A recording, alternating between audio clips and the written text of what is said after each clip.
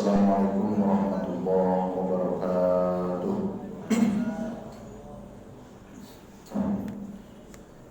Bersyukur kepada Allah Subhanahu wa taala dengan lafaz hamdalah. Alhamdulillahirabbil alamin. Berselawat kita kepada Rasulullah sallallahu alaihi wasallam biqaulih Allahumma shalli ala sayyidina Muhammad wa ala ali sayyidina Muhammad. Assalamualaikum ya Rasulullah. Bapak Ibu jamaah salat fardu zuhur yang dimuliakan oleh Allah Subhanahu wa taala.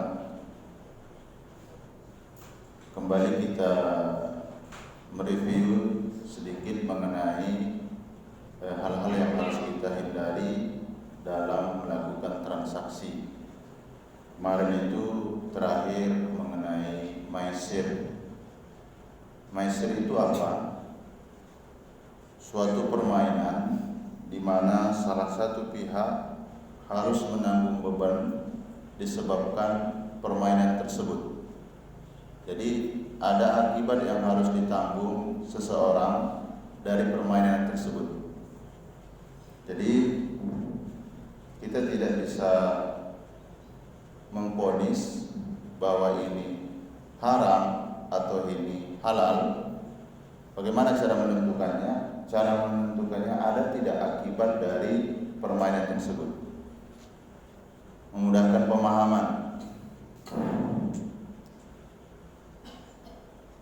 Menonton bola di televisi, pertandingan-pertandingan Piala Dunia atau Piala Eropa, saya rasa kita senang.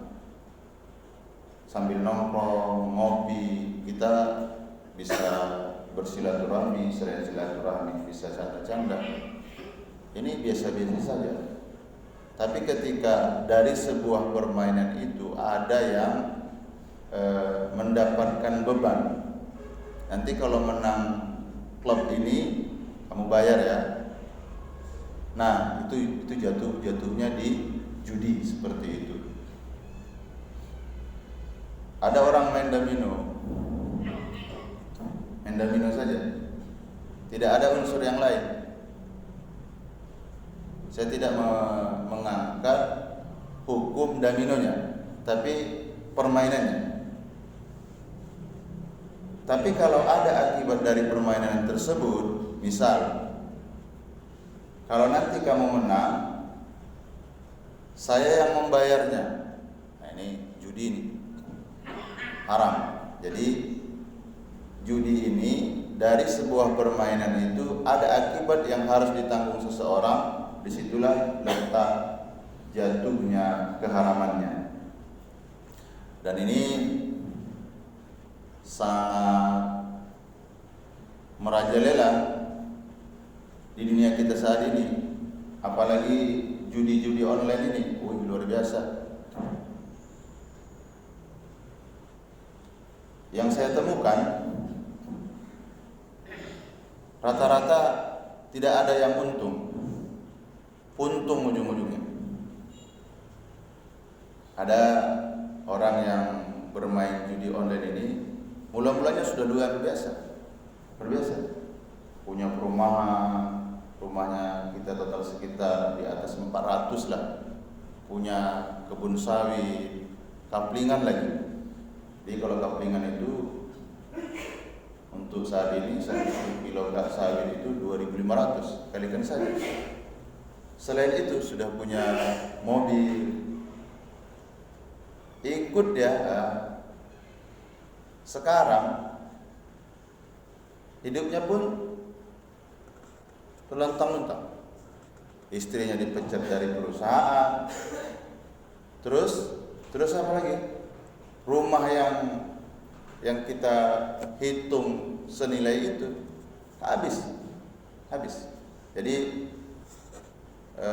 apa-apa yang kita sampaikan mengenai transaksi jual beli ini memang karena kita bahasanya fikih muamalah.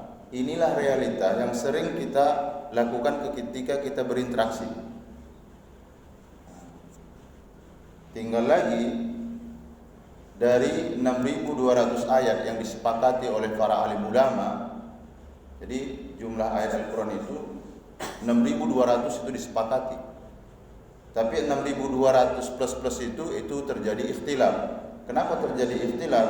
Karena cara menghitung ayatnya seperti itu. Dari 6.000 itu yang berbicara mengenai hukum itu hanya 200 ayat. Dari yang 200 itu berbicara mengenai muamalah, jual beli dan sejenisnya, itu hanya 5%. Makanya mohon maaf kalau misalnya nanti kajiannya itu kajian fikih ibadah mengenai sholat, oh banyak kali tuh, banyak kali hadis-hadis yang berhubungan dengan itu. Tapi ketika kita nanti berhubungan dengan transaksi, angka, itu luar biasa. Contoh sederhana, kita semua yang hadir di sini bisa dipastikan 90 atau 95% pernah berhadapan dengan bank. Anda menabung ke bank. Kalau ditanya, sampai sekarang nggak jelas statusnya. Apakah ketika Bapak Ibu menyimpan uang di bank itu akadnya simpan pinjam, atau akadnya Bapak sebagai pemilik modal yang memberikan kepada bank dan bank akan mengelola uang itu untuk diputar? Tidak jelas. Tidak jelas. Jadi nanti kedepannya kita akan bicara, ketika kita bicara fikih muamalah, maka pada prinsipnya kita akan bicara fikih ikhtilaf. Mengapa? Karena sedikit sekali ayat yang berhubungan dengan itu. Tidak sampai 5%. Tapi kalau seandainya nanti ini tidak clear, mohon maaf, tidak mengatakan ini suatu kesalahan atau apa, tapi mungkin inilah jalannya seperti itu. Nabi Adam itu diusir dari sorga, penyebabnya hanya satu. Apa? Karena ia memakan buah khuldi, wala taqrabu hadhihi syajarah. Imbas dari perbuatan tersebut diusir, dikeluarkan dari sorga. Kenapa sih kita belajar fikih muamalah ini? Karena kalau seandainya sesuatu itu tidak jelas nanti kita makan, ini bercampur dengan ini tidak jelas, wah, ini akan berpengaruh kepada seluruhnya. Ingat, Nabi Adam tidak melakukan kesalahan yang sangat fatal, tapi hanya memakan. Dari makanan itu akan berbuah. Jadi nanti hasil-hasil yang kita peroleh semuanya dengan cara apapun itu, ujungnya akan kita suapkan ke mulut, akan diproses melalui lambung. Kalau ini tidak jelas, ini nanti yang menjadi sumber malapetaka. Jadi kedepannya kita tetap masih konsisten membahas mengenai fikih muamalah. Dalam rangka apa?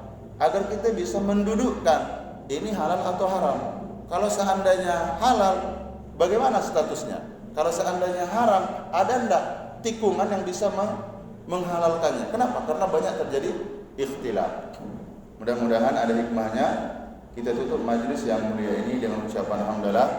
Alhamdulillahirabbil alamin. Subhanakallahumma wa bihamdika asyhadu an la ilaha illa anta astaghfiruka wa atubu ilaik. Assalamualaikum warahmatullahi wabarakatuh.